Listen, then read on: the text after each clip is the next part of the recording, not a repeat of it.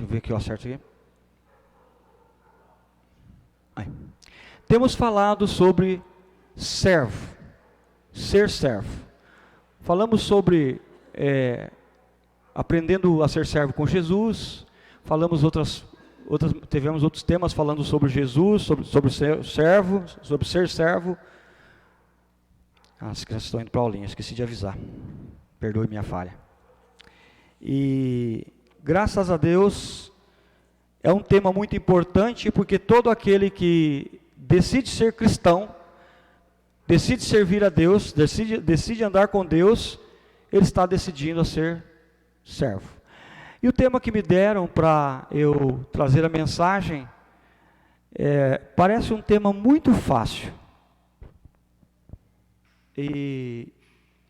Mas quando você vai colocar no papel, e quando você não é o exemplo da causa, começa a ficar meio complicado. E o meu tema era como ter um coração de servo. Aí eu acrescentei, reticência de Deus, né? Então é isso que nós queremos saber, como ter um coração de servo. Quando a gente fala de coração, nós temos que entender, antes disso a gente tem que entender a pergunta, né? Porque na verdade esse tema é uma pergunta. Sempre que te fizerem uma pergunta, é necessário que você entenda a pergunta, né? E para entender a pergunta, você tem que pensar um pouquinho. Peraí, como ter um coração de servo? Eu tenho um coração, ele está batendo aqui dentro, né? Como que ele vai mudar? Como é que eu tenho que arrancar esse coração daqui? Na verdade, o coração como órgão, ele é um dos principais órgãos do nosso organismo. Nós sabemos que sem o coração, se ele parar, nós paramos. E se ele morrer, nós morremos também. O coração tem função vital para o nosso organismo. Mas não é disso que nós estamos falando, né? Desse coração. Esse é o coração que a ciência estuda, esse é o coração que habita dentro de você, físico. O coração também, ele é descrito como o lugar onde estão as nossas emoções, onde estão os nossos desejos, sabe? E até coloquei um coração aqui, porque quando você vê esse símbolo aqui, ou quando alguém manda isso no WhatsApp para você, ou quando você faz aquele gesto, né? Deixa eu ver se eu acerto. Assim, né? Eu estou dizendo que eu amo vocês, ou que eu gosto muito de vocês. Então o coração, o desenho do coração, esse desenho animado, ele também comunica um sentimento, um desejo de coisas boas para vocês, para aquele o qual você mandou, aquele coração, fez o gesto, né? Então nós estamos entendendo a pergunta. Então nós estamos falando sobre o coração. Estamos entendendo que quando se fala de ter um coração de servo, é ter nesse local onde é concentrado as nossas emoções, os nossos desejos, os nossos sonhos, ele precisa então estar focado em ser servo. Muito bem. Então entendemos um pouco sobre a pergunta, entendemos sobre coração. Deixa eu ver aqui. A Bíblia também nos diz a respeito desse coração onde estão as nossas emoções. Lá em Gênesis, capítulo 50, versículo 21. Você pode abrir lá se você quiser. Lá tem um versículo interessante. Eu não vou contar toda a história, porque você conhece a história. É a história sobre José do Egito com os seus irmãos. E nesse versículo ele se revela para os seus irmãos. E como seus irmãos foram muito maus com ele, ele poderia ter agido com muita maldade também. Mas, como ele tinha um coração de servo de Deus, como ele tinha um coração bondoso, como ele temia a Deus, o desejo do coração dele foi outro. Gênesis 50, 21 diz assim: Não temais, pois eu vos sustentarei, a vós outros e aos vossos filhos. Assim consolou-os, assim os consolou e lhes falou ao coração.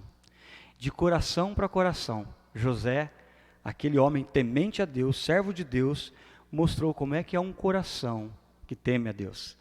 Então, a Bíblia também diz, já que no nosso coração estão concentrados os nossos desejos e os nossos planos e as nossas vontades, ela mostra também que existe um exemplo contrário. Aqui eu vou ser mais breve, mais rápido. o nosso coração pode ser duro. Hebreus 3,15 diz que o nosso coração pode endurecer, ser um coração duro. E ainda diz que, em Hebreus 3,12, diz que, tende cuidado, irmãos, jamais aconteça haverem de vós perverso coração de incredulidade que vos afaste do Deus vivo. E ainda, em Jeremias 17,9 diz que enganoso é o coração, enganoso e corrupto. E Deus sonda os nossos corações, em Provérbio 21:2. Estamos ainda entendendo por que esse tema, como ter um coração segundo, servo de Deus. Muito bem. Agora vamos falar um pouquinho de servo. Quando a gente fala de servo, a gente tem alguns entendimentos sobre a palavra de servo. Servo pode significar escravo, trabalhador, pode também ser aquele povo conquistado por um outro povo que passou a servi-lo forçadamente, né? Antigamente também tinha a situação de que uma pessoa que tinha uma dívida muito grande e ela não conseguia pagar, então ela era forçada a ser escravo, servo daquele credor dela, já que ela não conseguia pagar com dinheiro. Então, servo, de uma maneira assim mais simples e prática, é a pessoa que tem um senhor, alguém que tem poder sobre ele, alguém a quem o servo tem que prestar contas, não só do seu serviço, mas também de toda a sua vida. E a Bíblia fala sobre esse regime de escravidão que tinha no passado, né?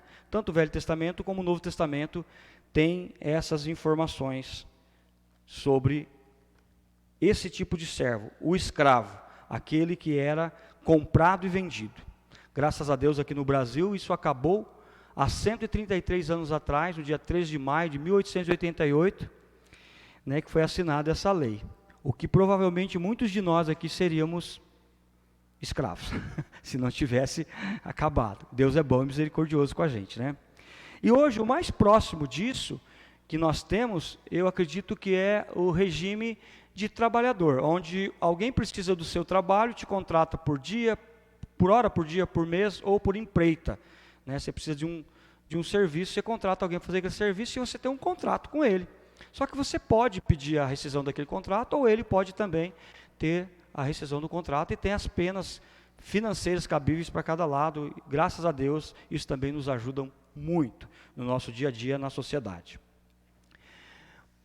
Mas ainda não respondemos à pergunta: como ter um coração de servo de Deus? Vamos perguntar para quem realmente sabe tudo: Jesus Cristo, nosso Senhor. Abra sua Bíblia em Mateus, capítulo 5, versículo 1 em diante. E vamos ver o que Jesus fala a respeito daquele que vai servir a Deus. Mateus capítulo 5, versículo 1 em diante. Diz assim: vendo Jesus as multidões, subiu ao monte e, como se assentasse, aproximaram-se os seus discípulos, e ele passou a ensiná-los, dizendo: bem-aventurado os humildes de espírito, porque deles é o reino dos céus. Bem-aventurados os que choram, porque serão consolados. Bem-aventurados os mansos, porque herdarão a terra. Bem-aventurados os que têm fome e sede de justiça, porque herdarão, ou porque serão fartos. Bem-aventurados misericordiosos, porque alcançarão misericórdia. Bem-aventurados limpos de coração, porque verão a Deus. Bem-aventurados pacificadores, porque serão chamados filhos de Deus. Bem-aventurados os perseguidos por causa da justiça, porque deles é o reino de Deus. E bem-aventurados sois quando por minha causa vos injuriarem e vos perseguirem e mentindo disserem todo o mal contra vós. Regozijai-vos e exultai, porque grande é o vosso galardão nos céus, pois assim perseguiram aos profetas que vieram antes de vós. E depois no versículo 13 ele fala, vós sois o sal da terra, e no versículo 14 ele diz, vós sois a luz do mundo. Então, Jesus, ele mostra que há algumas características de como ter o que ter nesse coração. Ele fala sobre um espírito humilde, realmente uma humildade sincera e verdadeira segundo Deus. Ele fala também sobre os que choram, não uma pessoa que chora fácil, não é isso que ele está falando, é aqueles que são quebrantados. Esse versículo está ligado com Jeremias 61, 1, 2, coração quebrantado diante de Deus. Ele fala também sobre os mansos, e aí eu vou dizer para vocês, é difícil ser manso, muitas vezes eu mesmo tenho grande dificuldade de ser manso e agir com mansidão, e esse é o coração do servo de Deus. Ele fala também sobre fome e sede de justiça. Nós temos fome e sede de justiça da nossa justiça, né? Queremos que seja justo quando nós temos o direito, mas quando é dos outros, isso é muito difícil. Mas ele fala que é assim que nós devemos ter, um coração com fome e sede de justiça. Misericordiosos, se coloca no lugar da pessoa quando ela estiver sofrendo. Misericordiosos tem a ver com perdão. Limpos de coração, e aí é uma limpeza completa, é como aquela faxina que você tira um dia para fazer, e você vai limpar o coração. É coisa para danar, para tirar de lá. Porque nós aprendemos muitas coisas ruins com a nossa vida no mundo, e Deus, Ele quer colocar as coisas boas dentro do coração, do nosso coração. Pacificadores, perseguidos por causa da justiça, sal da terra, luz do mundo. E em Mateus, aí Mateus mesmo, um pouquinho para frente, ele vai falar que não podemos servir a dois senhores. Aqui ele está falando com relação ao dinheiro. Até foi falado hoje a respeito desse assunto. Mas não podemos ter dois senhores. Ou nós vamos agradar a um e aborrecer o outro, ou aborrecer o outro e agradar o um. Então, o mais incrível é o que o nosso Deus Todo-Poderoso, Deus é justo mesmo, é amoroso, Deus é maravilhoso. Ele nos deu a liberdade, Ele nos deu vida, nos deu condições de raciocinar, de pensar, de tomar decisão. E deu a liberdade para escolher a quem nós queremos servir. Você é livre para tomar essa decisão, para decidir ter um coração de servo de Deus. Deus deixou livre. Mas nós podemos observar o Senhor, Deus Todo-Poderoso, agindo e cuidando de nós, e Satanás, dominando o mundo e levando ele para longe de Deus, e tentando te seduzir todos os dias, e tentando me seduzir todos os dias, com muita astúcia, com modernidades, com filosofias vãs, com ideologias que não têm nada a ver com Deus. E quando nós decidimos, uma coisa é certa, nós servimos ou serviremos um Senhor. Não adianta eu tentar ficar em cima do muro dizendo que então eu não vou decidir nada, que é para não errar. Não tem essa. Ou eu sirvo a Deus, ou eu não sirvo a Deus.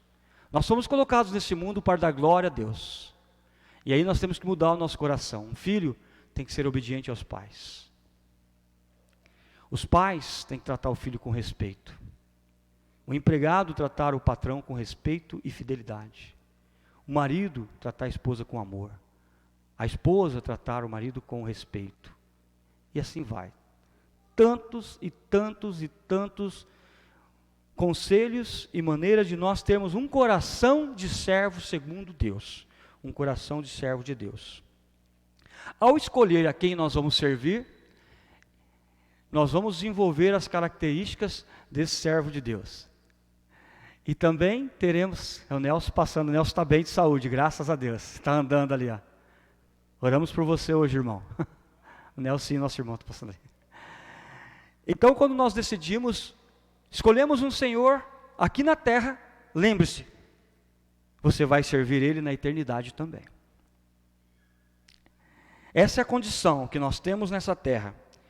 Uma vez escolhido o Senhor, precisamos saber o que Ele quer que eu faça, o que Ele quer que eu pense, o que Ele quer que eu fale. Qual é o trabalho que esse meu Senhor está me dando? Qual é o meu serviço? Jesus ensinou como termos um coração de servo de Deus. O que levou Jesus a servir a Deus e obedecê-lo, como foi dito hoje, até a morte de cruz, por amor a Deus. Eu lendo e pesquisando e meditando, eu cheguei a uma conclusão, espero que seja algo parecido também em sua mente. Jesus teve essas decisões todas porque ele conhecia o Pai. Ele conhecia o Pai.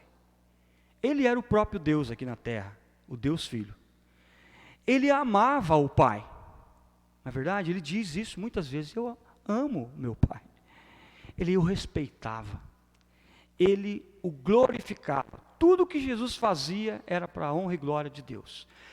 Nada do que ele fez trouxe honra para ele mesmo. Ele mesmo falava: a glória é dada a Deus, o Pai. Mas Jesus era perfeito. Ele era Deus. Talvez você possa pensar, alguém possa pensar assim: mas ele era Deus, né, Tisco? Aí também fica fácil. Não é fácil não, gente. Estava em condição de homem aqui, com os mesmos sentimentos que nós temos. Mas não pecou, graças a Deus. Então vamos falar dos seus apóstolos, seus discípulos. Eles imitaram a Jesus. E a mesma coisa, eles morreram pela mesma causa.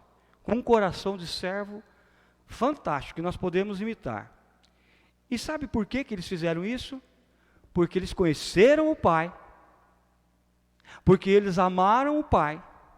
Porque eles respeitaram o Pai, obedeceram o Pai e glorificaram ao Pai. Com a vida deles, o que eles tinham no coração, eles foram mudando, transformando. Eu sempre penso em Paulo, em Pedro. Pedro era instantâneo, rápido demais. Ele já puxava a faca, já cortava, queria cortar o pescoço, não acertou a orelha. Paulo tinha matado um monte de gente, perseguia a igreja do Senhor, achando que estava fazendo o que era certo, e Deus o transformou o coração dele. Esses homens não eram perfeitos, e não morreram perfeitos, o que nos dá a mesma condição. Eu sei que aqui entre nós não há nenhum perfeito, infelizmente. O mais perfeito entre nós está no colo do Jonas, eu acho, que é o Luquinhas, né? Ele sim, tem essa garantia. Mas todos nós que temos consciência do pecado, sabemos que não somos perfeitos, e precisamos do Senhor, precisamos da graça de Cristo. Precisamos fazer a mesma coisa, conhecer o Pai, amar o Pai, respeitar o Pai, glorificar o Pai, e andar com Ele, permanecendo. Então, nós precisamos dar os mesmos passos.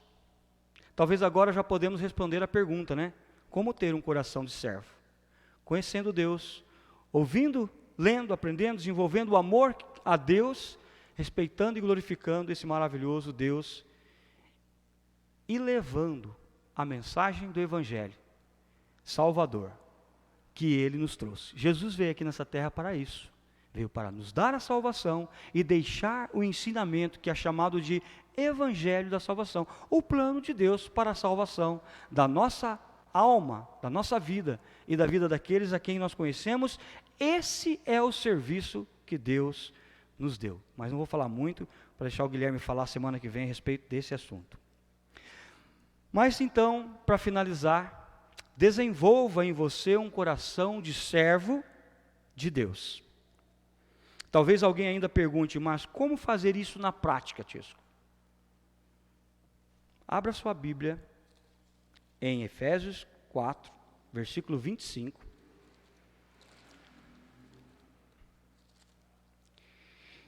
Eu amo a carta de Paulo aos Efésios, porque é prática. Ele primeiro faz a parte de explicação no começo. No capítulo 4, se eu não me engano, ele começa a falar da prática. E aí, não tem como a gente interpretar diferente não. É o que ele está escrevendo ali. Eu vou finalizar com essa leitura, tá bom? 4:25. Carta de Paulo aos Efésios. Paulo, inspirado por Deus, falando aos irmãos da cidade de Éfeso, da igreja de Éfeso. Capítulo 4, versículo 25. Prática pura de um coração de servo de Deus. Por isso, deixando a mentira, fale cada um a verdade com o seu próximo, porque somos membros um dos outros. Irai-vos e não pequeis. Não se põe o sol sobre a vossa ira, ou seja, não fique além de um dia. Nem deis lugar ao diabo. Aquele que furtava, não furte mais. Antes trabalhe fazendo com as próprias mãos o que é bom para que tenha com que para que tenha com que acudir aos necessitados. Não saia da vossa boca nenhuma palavra torpe, que é a palavra podre, né? E sim unicamente a que for boa para edificação, conforme a necessidade.